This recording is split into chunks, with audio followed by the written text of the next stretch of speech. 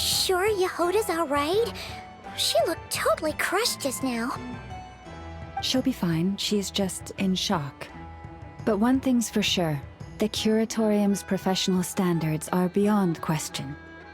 The fact that she only requested 1 day to prepare says it all. As an apology, I'll ask my animal friends to help her out more often in the future. Also, thank you for being honest with me.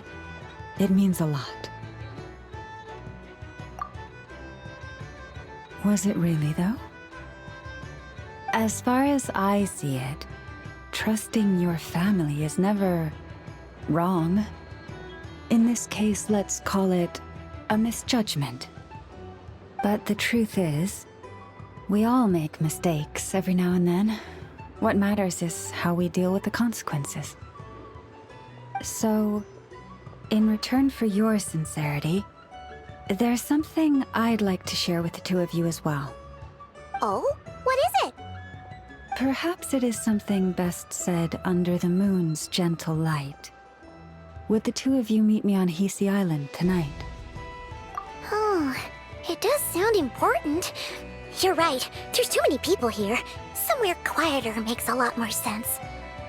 Thank you both for understanding. Then let us meet beneath the moonlight.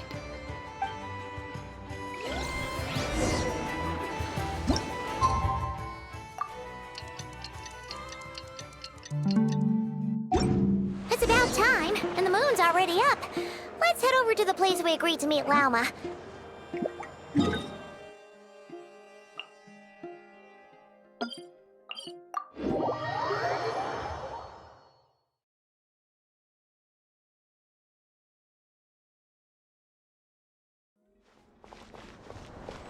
Sweet dreams!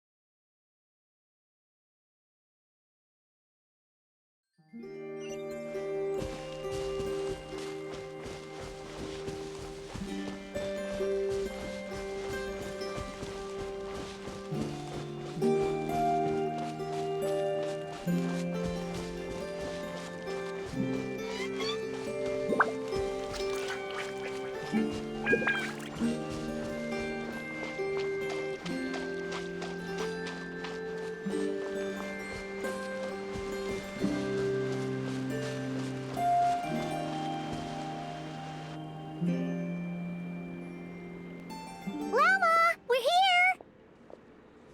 Huh? Lauma, are you praying? I am indeed. For the moment I was born, my people exclaimed, "Behold, eyes like the moonlit tide, antlers like the crescent moon, and blood that glimmers silver as the moon's reflection." From as far back as I can remember, I was revered as the Frostmoon's emissary and the Moontide Maiden.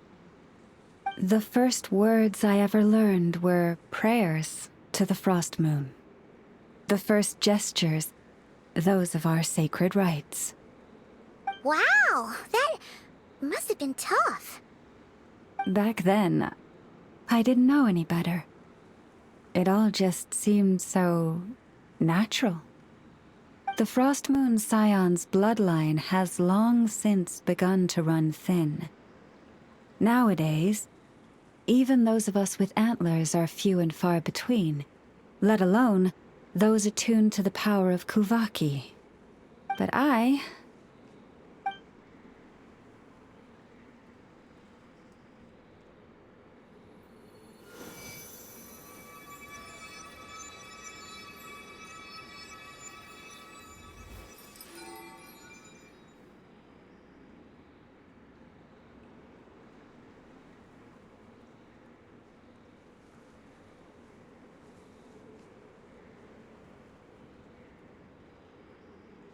Whoa! Your antlers are so pretty. They say it's an extraordinarily rare condition. Once in a century, if that. I am unusually sensitive to the moonlight, as well as to the Kuvaki's ebb and flow. As a child, I could barely sleep because of it.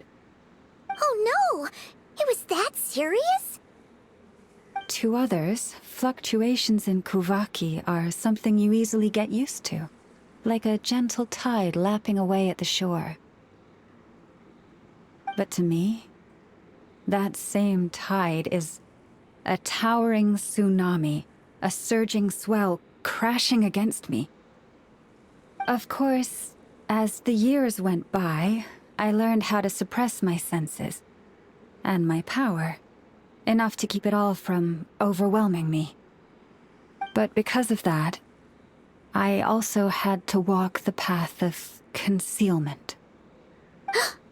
Concealment? From the moment I was first taught to pray, my kin would point up to the night sky telling me, "That Lauma is the Frostmoon, the last of the moons, the sole surviving truth." But I would ask them in response, why? Why can't I feel anything from it at all?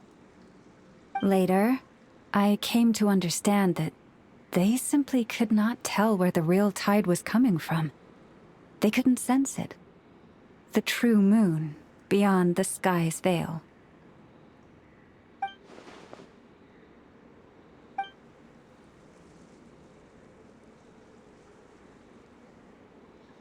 The moon is false. I reached that conclusion long ago. But there was no one I could tell. Not a single soul. At least, not until now. Am I the one who's wrong? Is it the moon that is false, or my own senses? I asked myself such questions time and time again.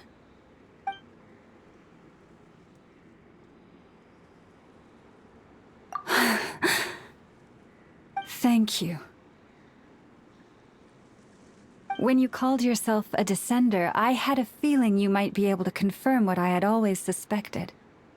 And now that you have, it's exactly as I imagined. I feel relieved. Oh, Paimon kinda gets why you couldn't tell anyone now. It's not easy to change people's minds on something they've believed for hundreds of years. That's what I meant by concealment. I knew too much, so I had no choice but to keep my people in the dark. Every prayer I offer feels like a lie to keep myself going.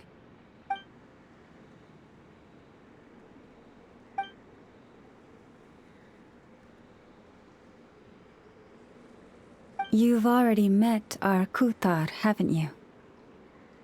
Huh? When was that? And, more importantly, when were you planning on telling Paimon? Ah, no wonder. What did you think of her?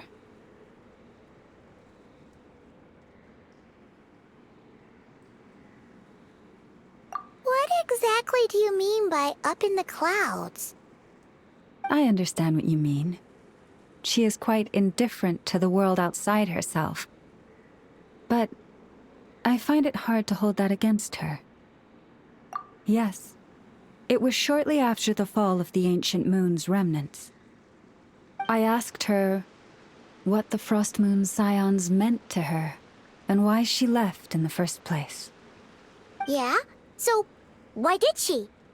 Perhaps it's better if you ask her yourselves. Things tend to get lost in translation when you speak on someone's behalf. What I can say for certain is this. Even when I had no one to confide in, I still had a family. I still had the Frostmoon scions. But that girl, born beneath the moonlight, perhaps she's never felt she had either. The truth is, though, she might have had it all, if only the Frostmoon scions hadn't let her down.